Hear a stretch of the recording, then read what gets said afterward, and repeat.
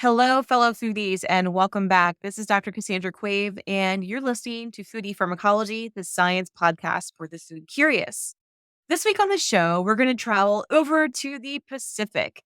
We're going to be speaking with an expert in foods of the Pacific who specifically looks at the chemistry of our foods. Our guest today is Dr. Vincent Lal. He's manager of analytical services at the University of the South Pacific Institute of Applied Sciences. He received his PhD from the University of Queensland in Brisbane, Australia. Vincent's research focuses on human health risk assessments. He is part of Oceana Foods, which is working on updating the Pacific Islands food composition tables. His research interests also include access and benefit sharing, contaminants, and antimicrobial resistance. Vincent works closely with the governments in Pacific Island countries, as well as with regional agencies like the Pacific Islands Forum Secretariat and Pacific Community.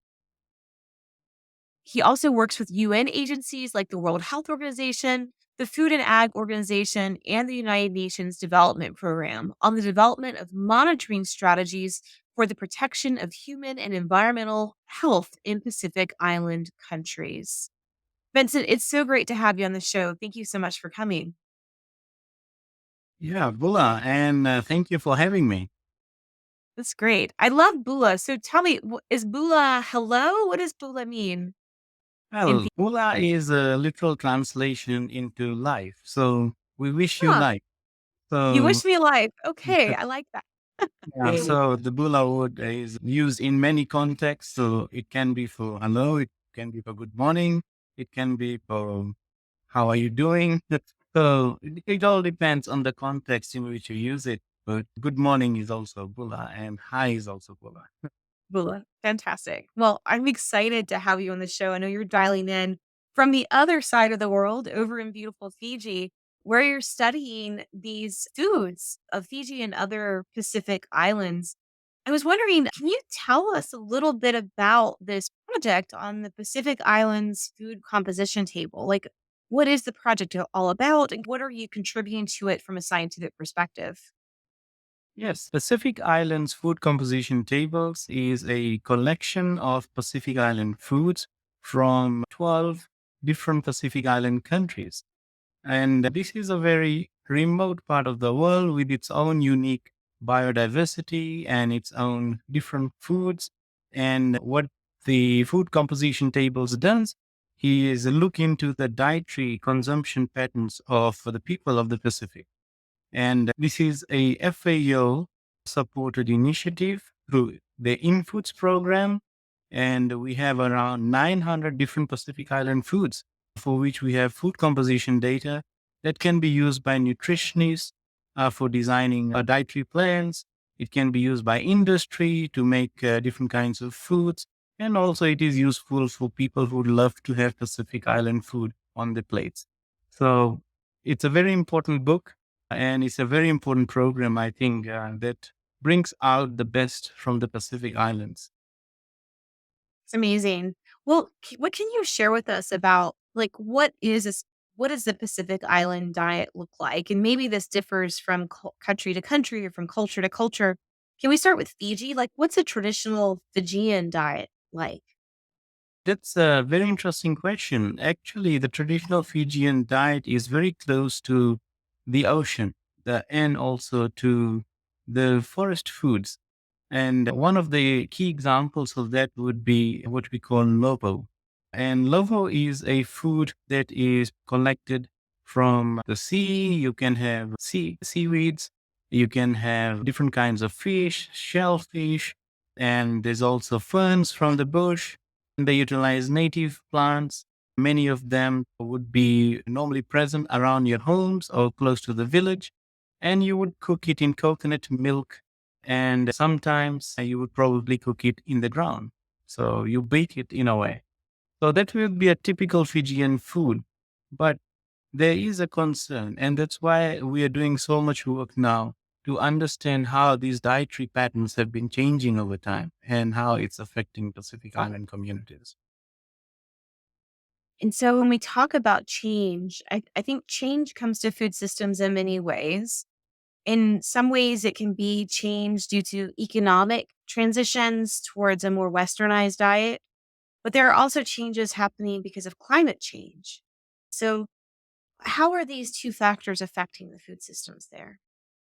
Right. So the local food systems is under threat and has been for a long time. One is obviously due to the improvement in supply chains, and there's a lot of imported food that now becomes part of the not only the Fijian diet but the Pacific Islander diet. For example, noodles, in a way, becomes a breakfast food in a way.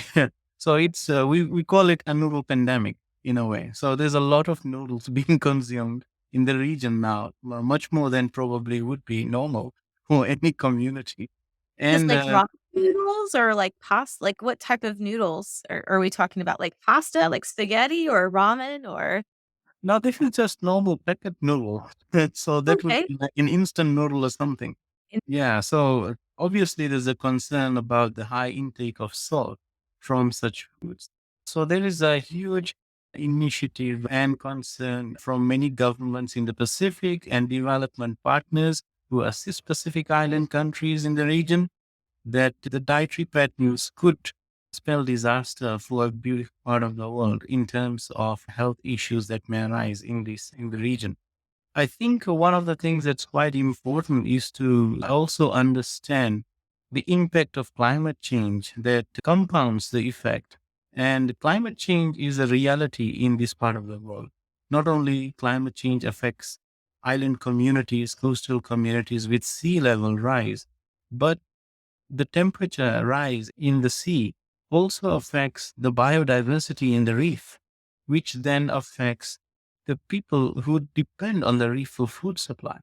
So there is quite an intricate connection between the biodiversity in the region, the climate change, and also people. So this is quite an important part of the world that could be studied as a model, I think, to see how we can protect the communities from the effect of climate change and also through dietary choices, I think. One of the things I would like to highlight, though, in a way, is when COVID hit the region, there was a breakdown in the food supply. So people went back to the local food systems. And I think during that particular 2 years, a lot of people actually ate healthy Pacific Island foods, which were close by. So in a way, the pandemic made us realize, I think, as communities, that we have our own local foods that we should really look into and focus on as well. That's such a good point. I think this is a challenge for many island nations is this dependence upon Western imported foods that are often really bad for the health of the local population. So, having that capacity to turn back to local foods that do have some health benefits, I think is really exciting. When you think about some of the major plant-based foods that are consumed in the Pacific Islands, a few things come to mind off of top of my head, but I don't know if these are as important as I might be imagining them to be. Well, I'm thinking immediately of crops like taro and crops like breadfruit as major starch sources. Is this still an important part of the Pacific Island diet, or are there other crops that you find are more traditional? You're right, actually. So taro and cassava, yams, breadfruit, these are the staple diets, the foods that are Pacific, very Pacific. But there is also quite a lot of change now with, as I mentioned, noodles and rice that is becoming a major part of the diet in the Pacific Island communities. One of the other, I think, interesting points would be the banana and the plantain. That was also very important part of the diet. So I think some time back, I heard somewhere that one of the bananas from the Pacific Island country was called a superfood in a way. And one of the reasons was the high folate content. And that was actually what a lot of expecting mothers would have just used before, rather than taking some extra tablets. for folate. So food is also medicine that was part of the diet here. But there's a lot of that knowledge that is being forgotten. And some of the work that we are trying to do with the PTFI initiative, as well as the Pacific Island Food Revolution work with Chef Robert Oliver, is that we're trying to reconnect and reignite that initiative in people to go back to their original foods, understand the food better, and know that you have very good food close to you and you can use them to improve the health of community. That's great. I want to talk a bit more about the periodic table of food initiative in the South Pacific. Can you give us a little bit of background on what the project aims to do and what's your role in supporting this work? Yeah, the periodic table of the food initiative is a global initiative, as it says that they are all for unlocking the food composition data for human and planetary health. So we were taken with that theme, and naturally, our work aligned to what the PTFI was doing globally. The three things that they are focusing on are creating tools, having the right kind of data, and training people. And this is all the three things that we also need in a developing country like Fiji and in this region. So people really do not understand the issue better. Once they understand, I think, once that education is infiltrated into the communities, that knowledge is created, I think there will be change. And we're starting with the youths, with the students. So we're having a food revolution in the universities. We're trying to create dishes with influential uh, chefs like Robert Oliver, and we're building a laboratory infrastructure to strengthen our testing capacity, to generate data and make it available to communities so that they are more empowered in a way to understand what foods are in the region, where they are, how to access it, and what is important in that food and why is it important to conserve it. There's a growing trend of in agriculture in Pacific Island countries. And because these are very small islands, there's not much land on which you can actually do agricultural work. There's a lot of fatigue for monoculturing. So this is the message we're trying to bring out to the communities that you can work with regenerative agriculture rather than cutting down your tropical forest and planting a crop that may not actually stabilize the soil in the island communities. So there's a lot that can be, I think, done under the PTFI initiative, and we're picking up on the things first around food, but there are other messages, I think, around soil health, also around community health that the global initiative, I think, is assisting us with at the moment. It's amazing. So, your background, Vincent, is in analytical chemistry. And when I think of chemistry and biology, maybe the general public doesn't always recognize how food is medicine because it really has to do with the plant chemistry, right? That's what makes the food medicinal, as you mentioned, with folate levels in certain types of bananas. Can you share a little bit of the science behind how you use the tools of chemistry to understand the makeup of our foods, like the health values or potential health values of our foods? Yeah, that is a very good question, actually. And the way I will start is that one of the reasons food is called medicine is because it has a lot of different useful compounds in it. And the only limitation is that we do not know what is in there. We just know a little bit. The periodic table of the food initiative is bringing out and unlocking that data for different foods all around the world. So one of the things that is beneficial in my mind as a chemist is how do you get access to the compounds, the good stuff in food?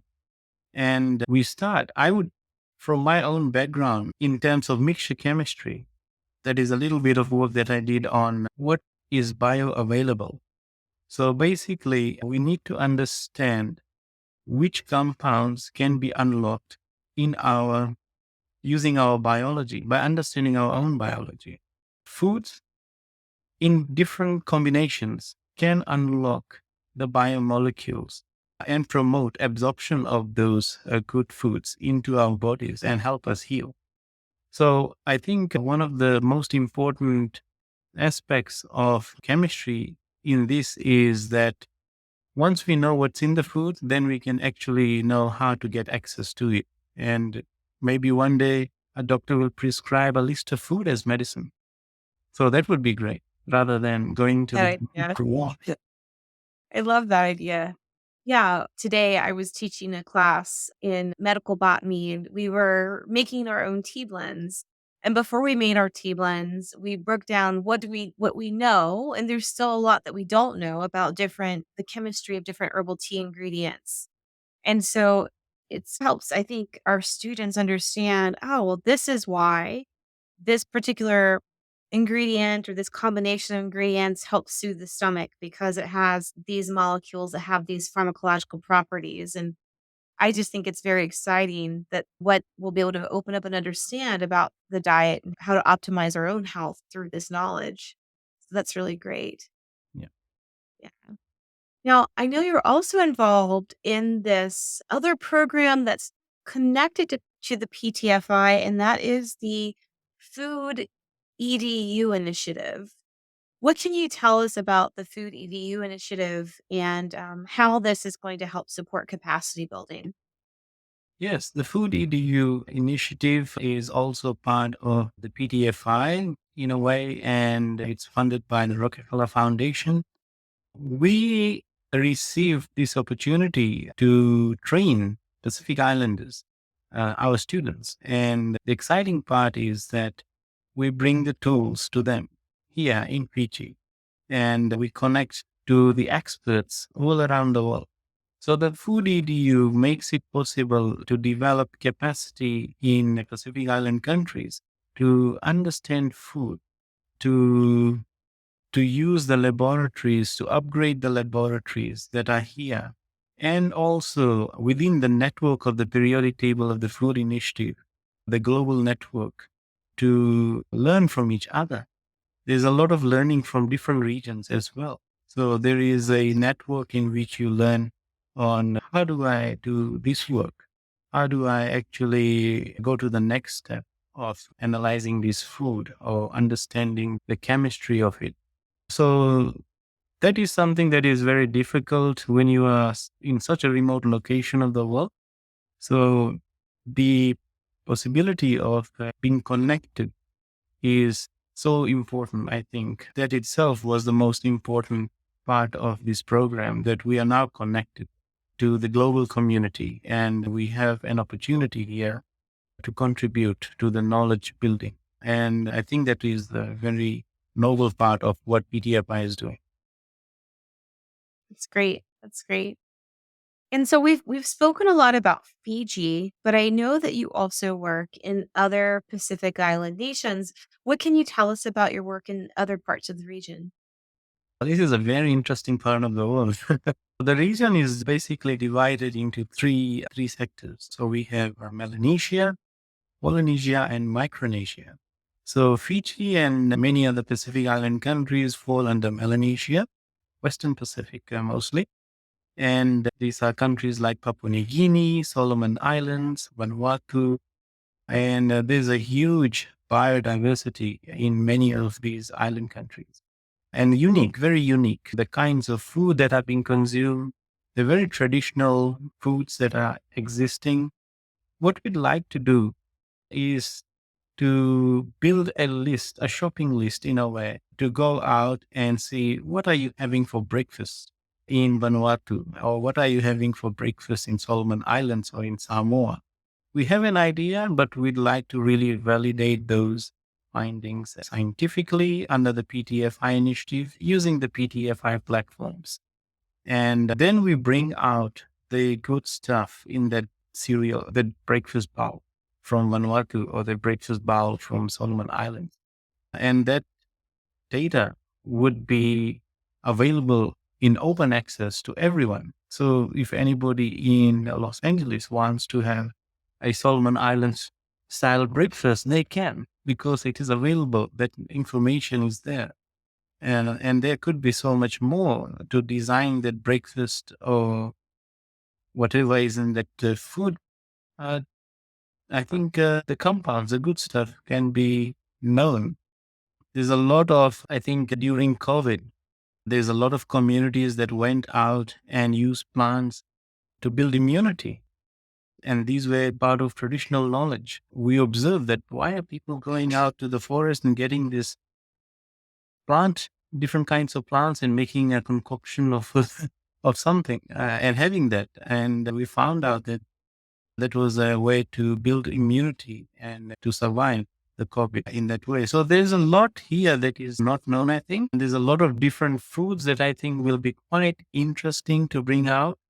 And we're working with both students and I think chefs, as well as in the PTFI, how to bring the ingredients together and create a recipe and bring it out to, I think, to the lab and get it tested. So it's quite an interesting undertaking. That's incredible. Yeah, I'm curious. What are traditional breakfasts around the world? Hopefully not all instant noodles, but yeah, the health values of those, of how you start your day. And it differs so much between cultures. Some of the foods that I've never had the opportunity to travel to Melanesia, but one of the foods that I've long been fascinated with is the traditional preparation of breadfruit. And I'm wondering, in your study of these, breadfruit, I've heard, can also be buried as a kind of way to preserve it and ferment it underground. So you have a resilient food source. If a storm comes through and wipes out your crops, you still have the food like underground that saved. uh, is this something that you're also interested in looking at, or traditional food preservation methods? Yeah. And are there any other foods like that that are good for resilience in the face of climatic events? Yes, yeah, that's a very good example actually of how communities survive natural disasters in the past. So breadfruit is abundant in the region, and one of the ways it has been used as a food security for food security is to get it buried, and the fermented food breadfruit is then used whenever there is a need. And during COVID, actually, a lot of communities dependent on it. So I think breadfruit definitely is one of those foods that is in our list. And we'll be working on especially fermented foods of the South Pacific. There's a lot of different categories of foods also, like the nuts of the South Pacific. Then there is also the fermented foods of the South Pacific, the leafy vegetables of the South Pacific, the fruits of the South Pacific. So these are different categories under which we validate the food item and then we analyze them to see what's in them. I think if I can talk about another food would be coconut, fermented coconut. Fermented coconut is used in many of the islands where there is a lack of fresh water. Instead of drinking water that may not that may have a high salt content, they would people normally ferment coconut to a certain extent, and then it is consumed like water rather than having water because there is lack of access to fresh water. So these are some of the things that show resilience in people, I think. And also that these are some of the knowledge that exists in the region with regards to even climatic conditions that have put these communities under pressure in the past as well. Climate change is going to not, I think, become a very major issue in the region. And bringing that knowledge out into the open, having discussions around how the communities managed food, how survived these events. And I think what nutrition was obtained from consuming such foods is so important. And that leads to my next topic, I think, which is in a way access and benefit sharing, because some of the communities very closely safeguard some of the secrets in a way.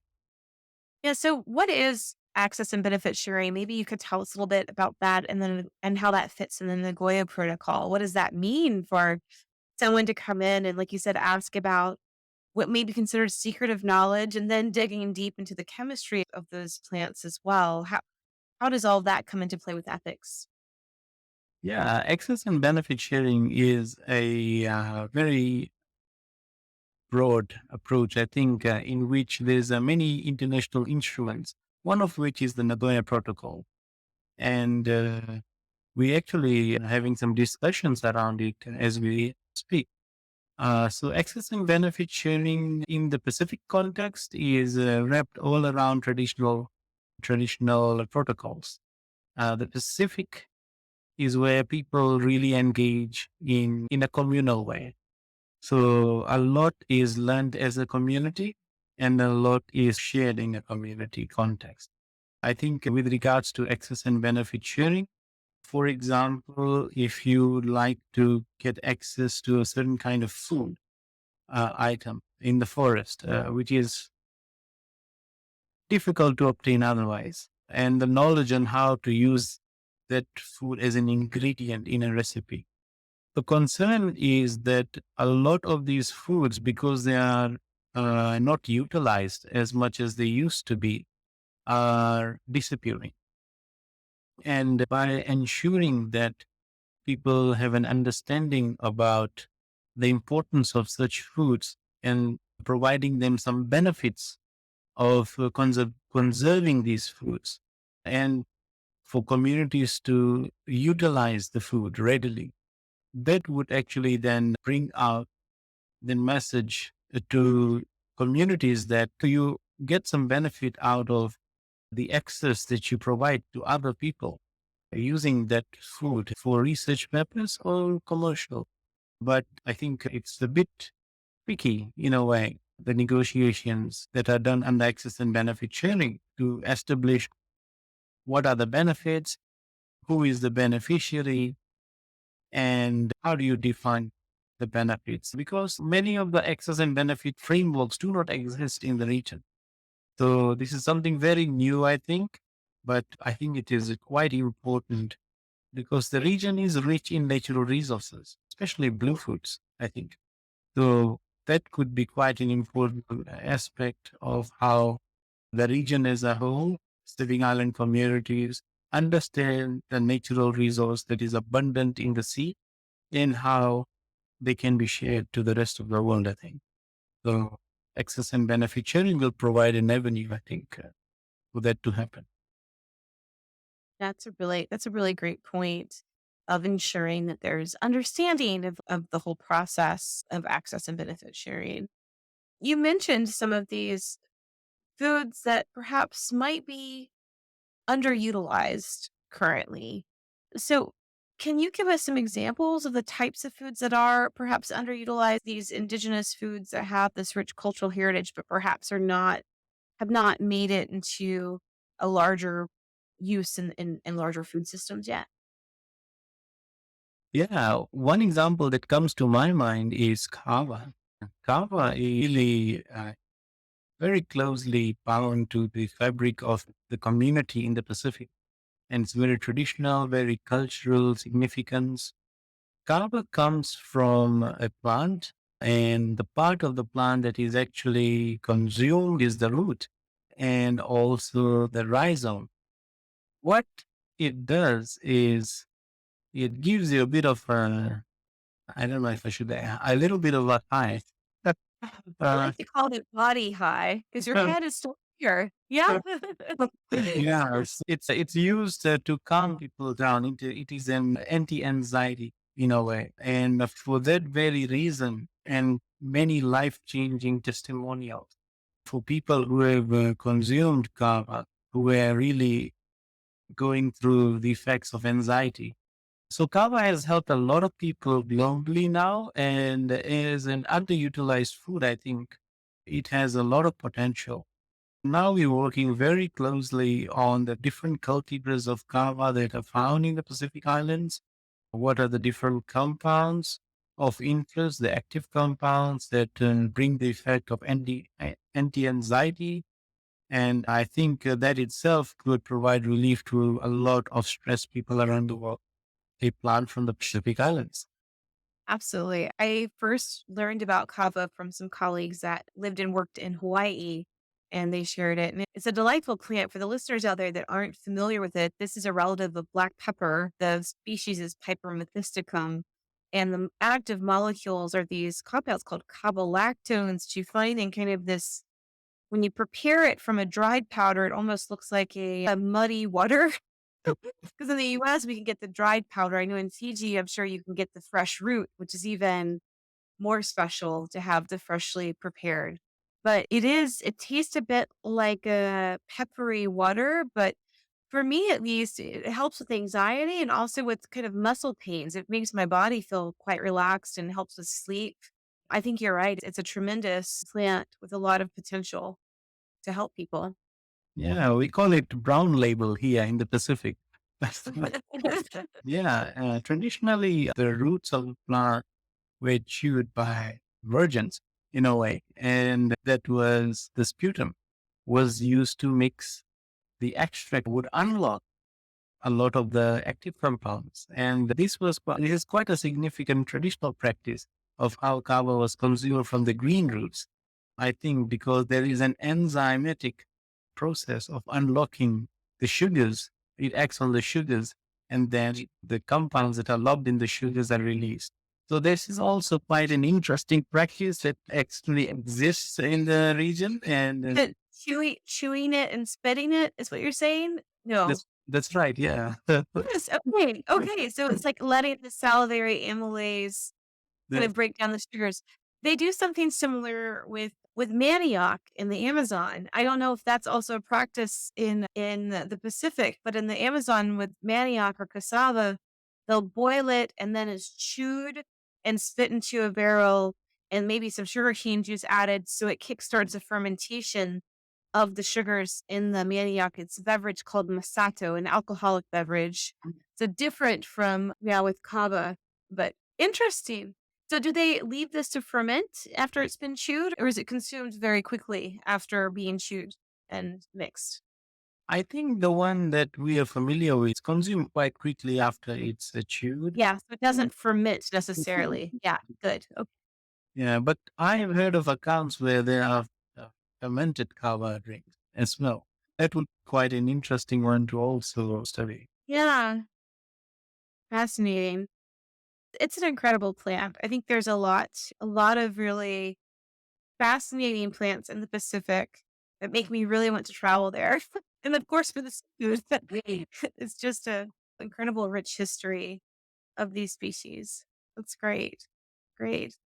Vincent, looking forward as you progress in this work towards developing these tables of Pacific Islander foods and through your work in leading chemistry, these chemical analysis, what is your hope for this program? Where do you hope that things will go with this work? Yeah, I think one of the most important work we are doing is getting access to tools that would help us generate very important data for the Pacific Island foods. And in the process, we are building people. We are creating we are having the next generation of scientists from our islands. We are empowering them in a way under this program to take up such work and contribute to the well-being of Pacific Island communities. So this is, I think, my aim is that more of our regional scientists are empowered and there are more tools available for us to explore what's around us. And especially with regards to food, what is so special about the foods that we have close to us? I'm really excited about this project, and I think that it's incredible, like the difference that you can make in research capacity building, like you're saying, training the next generation. And in the meantime, also learning a lot of important science about these foods in this diet. That's great. Thank you so much for coming on the show, Vincent. It was really nice to speak with you. It was a pleasure to be on the show. Thank you. Thank you. You've been listening to Foodie Pharmacology, the science podcast for the food curious, recorded for you today on Squadcast. I want to give a big shout out of thanks to our producers, to Rob Cohen and Christine Roth, for bringing you a great show each and every week. And I also want to remind you, we've got this episode and many others, plus lots of great resources for swag. You can also buy me a coffee. I could use an extra bit of caffeine each day. You can do all that at our website at foodiepharmacology.com. Thanks so much for listening. Stay healthy out there, and I'll see you next time. This Foodie Pharmacology podcast is part of a special series co designed with the Periodic Table of Food Initiative, also known as the PTFI. The views and opinions in this podcast are those of the presenters and represent the synthesis of science. The PTFI is a program of RF Catalytic Capital managed by a collaborative team at the American Heart Association and the Alliance of Biodiversity CIAT that seeks to advance our fundamental understanding of food composition by providing tools, data, and training to scientists across the globe so they can better characterize the quality of the world's edible biodiversity. The PTFI's ultimate goal is to advance data driven solutions in the food sector for the health of people and the planet. Funding for the PTFI is provided by the Rockefeller Foundation, the Foundation for Food and Agricultural Research, C. Rave Foundation, Fourfold Foundation, and Atria Health Collaborative.